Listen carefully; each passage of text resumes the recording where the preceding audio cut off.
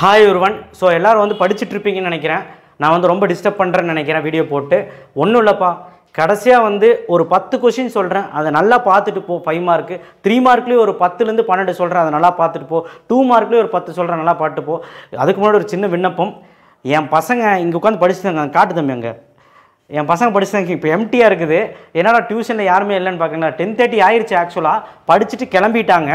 இருந்தும் ஒரு 4 பேரை பிடிச்சி வச்சுருக்கிறேன், ஒரு கேமராமேன் உட்பட. அவர் பிடிச்சிட்டு இருக்கிறாரு. வாங்க உள்ளே வாங்க, அவங்க காட்டிடுவோம், மக்கள் பார்க்கட்டும் படிக்கிறதெல்லாம். எல்லாம் தமிழ் மீடியம் பையன், தமிழ் மீடியம் இங்கிலீஷ் மீடியம் பையன் படிச்சுட்டுருக்கிறான். ஸோ நான் படித்தாதான் விடுவேன்ட்டேன். ஸோ நீங்களும் அந்த மாதிரி தான் படிக்கணும். வாங்க அந்த ரூமுக்கு வாங்க, கிளாரிட்டி சரியில்லை. ஸோ படித்தாதான் விடுவேன்னு சொல்லி படிச்சுட்டு இருக்காங்க. இப்போ கிளம்பிடுவாங்க, எல்லாமே முடிச்சுட்டாங்க. ஸோ என்ன கேமராமேன் முடிச்சிட்டிங்களா எல்லாமே? ஓகே, அவரும் முடிச்சிட்டாராமா. எல்லோரும் முடிச்சிருப்பாங்கன்னு நினைக்கிறேன். குகன் முடிச்சிட்டிங்களா? காட்டுங்க காட்டுங்க. முடிச்சிட்டிங்களா? முடிச்சிட்டிங்களா? 3 மார்க் 2 மார்க் 5 மார்க் எதுவுமே டவுட் இல்லை, ஒன்றும் பிரச்சனை இல்லை. நாளைக்கு எவ்வளோ மார்க் எடுப்பீங்க? 70க்கு 60 எடுத்துருவீங்க. ஓகே, நீங்கள் ஜெகத் சொல்லுங்கள், சீக்கிரம் சொல்லுங்கள், மக்கள் பார்த்துட்டு இருக்காங்க. 60. மித்துன் சொல்லுங்கள். 55. ஓகே, ரீசனபிளாக இருக்குது. ஓகே வாங்க நம்ம கொஸ்டின் சொல்லுவோம்.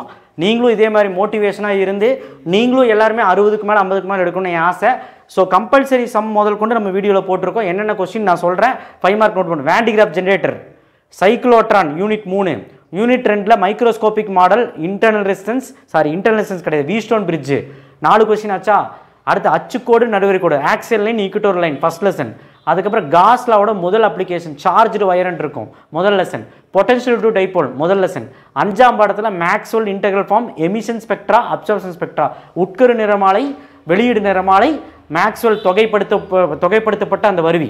ஸோ இது எல்லாமே பார்த்துக்கோங்க. அடுத்தது மிரர் ஈக்குவேஷன், ஆடிச்சமன்பாடு, பக்கவாட்டு வருவி, லேட்டரல் மேக்னிஃபிகேஷன் சேர்த்து பார்க்கணும். பிசூஸு லென்ஸும் பார்த்துருங்க, பக்காவாக இருக்கும்.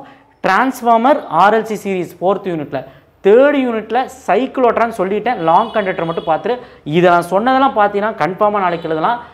ஓரியன்டேஷன் ஆஃப் காயில் எனக்காக முடிஞ்சால் பாரு, ஏன்னா அது வர்றதுக்கு நிறைய வாய்ப்பு இருக்குது. ஓகே, 3 மார்க் சொல்கிறேன், அப்படியே நோட் பண்ணு.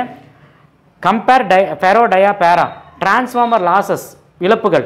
அடுத்தது சீபக் எஃபெக்ட் அப்ளிகேஷன். அடுத்தது ரெசிஸ்டன்ஸ் சீரிஸ் பேரலல், மின்தடையின் தொடர் இணைப்பு பக்க இணைப்பு. கெப்பாசிட்டர் சீரிஸ் பேரலல், மின்தேக்கியின் தொடர் இணைப்பு பக்க இணைப்பு. Obtain Gauss law from Coulomb's law, first lesson படிச்சுக்க. Potential to point charge, first lesson படிச்சுக்க. யூனிட் 5 சொல்கிறேன். Fraunhofer lines reason. அடுத்து எலக்ட்ரோமேட்டிக் வேவ்ஸ் ப்ராப்பர்ட்டி, பண்புகள். 6 பாயிண்ட் படி, சரியா? 5ஆவது லெசன்.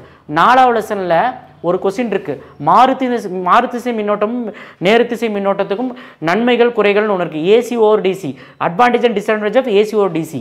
அதை நல்லா படிச்சுட்டு புக்கின் அது. அடுத்தது லாரன்ஸ் விசை, லாரன்ஸ் ஃபோர்ஸ் கண்டிப்பாக வரும். ஸ்பெஷல் ஃபியூச்சர்ஸ் பிக்யூவி சைன் தீட்டான்னு போட்டு அந்த 4-5 லைன் எழுதுனா போதும். அடுத்தது ரொம்ப முக்கியமான கொஸ்டின் நான் விட்டுருக்கேன் ஒன்று, கேவலோமீட்டர்ன்ட்டு அம்மீட்டர் வோல்ட்மீட்டர் கன்ஃபார்மாக வரும். சர்க்கியூட் மட்டும் பார்த்து டெரிவேஷனாவது பார்த்துட்டு போயா 2 மார்க்காவது கிடைக்கும். அடுத்தது FNR, focal length and radius of curvature relation, FNR கண்டிப்பாக வரும், செமையான கொஸ்டின். அடுத்தது டோட்டல் இன்டர்னல், முழு அக எதிரொலிப்புன்றான டோட்டல் இன்டர்னல் ரிஃப்ளெக்ஷன்னா என்ன, கிரிட்டிக்கல் ஆங்கிள்னா என்ன, condition for total internal reflection. Fresnel and Fraunhofer 7th லெசனில் Fresnel and Fraunhofer diffraction, interference and diffraction. இந்த கொஸ்டின்ஸ் எல்லாம் படிச்சிங்கன்னா தப்பிச்சிங்க.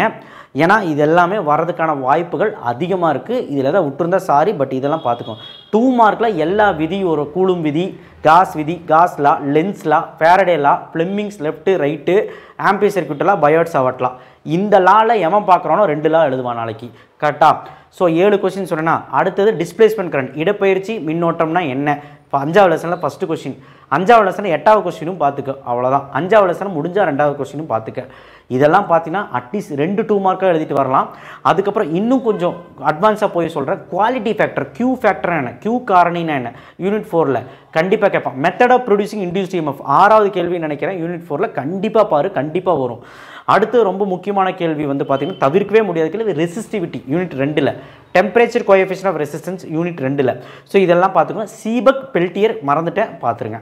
ஸோ யூனிட் 6ல் ஸ்னெல்ஸ் விதி. ஸோ இதெல்லாம் பார்த்தீங்கன்னா 2 மார்க்காவது அட்லீஸ்ட் எழுதலாம். இன்னும் கொஞ்சம் அட்வான்ஸாலாம் படித்து 4 2 மார்க் எழுதலாம். இப்போ நான் சொன்னதே படிச்சுட்டு 1 மார்க் படிச்சு போனேன், 45 50 மார்க் எடுக்கலாம். ஸோ நைட்டு படிச்சுட்டு இருந்தவங்க படிங்க, தைரியமாக படிங்க, எல்லா கொஷின்ஸ் வரும். கம்பல்சரி ப்ராப்ளம் யூனிட் 4ல் தான் அதிகமாக வரும். யூனிட் 5, யூனிட் 4, யூனிட் 1ல் தான் வரும். யூனிட் 2ல் தான் வரும். நான் கம்பல்சரி ப்ராப்ளம் லாஸ்ட்டாக ஒரு வீடியோ போட்டதில் முந்தின வீடியோவில் ஏதோ கொடுத்துருக்கிறேன். 6 மணிக்கோ நம்ம போட்டேன், அதில் கொடுத்துருக்கேன். தயவு செய்து அது வேணும்னா போய் பார்த்துக்கோங்க. 6 சம் தான், பார்த்துக்கோங்க. நன்றி, வணக்கம். உங்களை டிஸ்டர்ப் பண்ணதுக்கு சாரி. நாளைக்கு நல்லா எக்ஸாம் எழுதிட்டு வந்து எனக்கு கொஸ்டின் பேப்பர் அனுப்புங்க. தேங்க்யூ. லைக் பண்ணுங்கள், என் பசங்களுக்காக ஒரு லைக். தேங்க்யூ.